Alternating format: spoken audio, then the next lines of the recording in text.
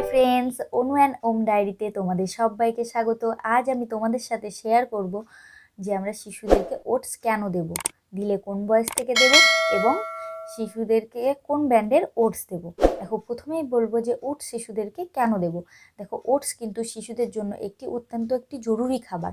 ওটসে প্রচুর পরিমাণে kilo calorie আছে, যেটা খেলে শিশুরা প্রচুর পরিমাণে কিলো ক্যালোরি পেতে পারে। যেসব শিশুরা খেতে চাচ্ছে না, ওজন বাড়ছে না, পিকি ইটার, আমি তাদের বলবো তোমরা শিশুদেরকে ওটস দাও। ওটস খেলে কিন্তু শিশুরা প্রচুর পরিমাণে কিলো ক্যালোরি পাবে। দেখো, ওটসে ভিটামিন আছে, মিনারেল আছে, ফাইবার আছে, এই সবই কিন্তু আমাদের শিশুদের স্বাস্থ্যের জন্য খুবই খুবই খুবই জরুরি। এবার বলবো যে ওটস আমরা শিশুদেরকে কোন বয়স থেকে দিতে পারি। ওটস কিন্তু শিশুদেরকে 6 মাস বয়স থেকেই দেয়া যায়, কিন্তু আমি বলবো আমি আমার বেবিকে 7 মাসের পর থেকেই কিন্তু ওটস দিয়েছি। আমার মনে হয় যে শিশুদেরকে 7 মাসের পরে ওটস দিলে মনে হয় বেশি কার্যকারী হবে শিশুদের জন্য। এবার আমি বলবো যে শিশুদেরকে আমরা কোন ব্র্যান্ডের ওটস দেব। দেখো, শিশুদের জন্য কিন্তু 3 ধরনের ওটস পাওয়া যায়। একটা হচ্ছে স্টিল কাট ওটস, একটা হচ্ছে রোলড ওটস, আর একটা হচ্ছে কুইক ওটস। কুইক ওটসটা খুব তাড়াতাড়ি হয়ে যায়, আর রোল ওটসটা কিন্তু হতে একটু সময় লাগে, মানে 15 থেকে 20 মিনিটের মধ্যে হয়ে যায়। আর যেটা স্টিল কাট ওটস, এটা কিন্তু হতে 40 থেকে 45 মিনিট সময় লাগে। আমি আমার শিশুকে কুইকের ওটসটাই দিই, এটা আমার বেশি ভালো লাগে, খুব তাড়াতাড়ি এটা খাবারটা হয়ে যায়, তার জন্য আমি কিন্তু কুইকের ওটসটাই দিই।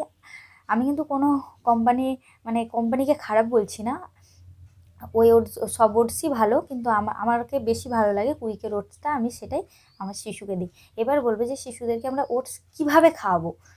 দেখো, যেসব শিশুদের দাঁত বেরোয়নি, তোমরা তাদেরকে দুধ দিয়ে, কলার সাথে, অ্যাপেলের সাথে দুধ দিয়ে জাল দিয়ে তোমরা দিতে পারো। কিন্তু যেসব বাচ্চাদের 1 বছর হয়নি, 1 বছরের নিচে, তোমরা কিন্তু শিশুদের জন্য কিন্তু গরুর দুধ ইউজ করবে না। তোমরা এমনি জল দিয়ে খাবারটা করার পরে তোমরা ফর্মুলা মিল্ক অ্যাড করবে। ফর্মুলা মিল্কও কিন্তু জাল দিতে নেই, তাতে তার কিন্তু পুষ্টিগুণ নষ্ট হয়ে যায়।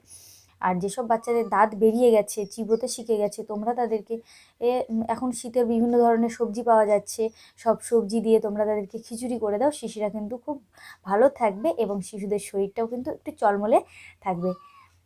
আশা করি আমার ভিডিওটা তোমাদের ভালো লাগলো। যদি ভালো লাগে তাহলে চ্যানেলটিকে সাবস্ক্রাইব করবে এবং ভিডিওটিকে লাইক করবে। আজকের মতো টাটা, আবার দেখা হবে অন্য কোনো ভিডিও নিয়ে।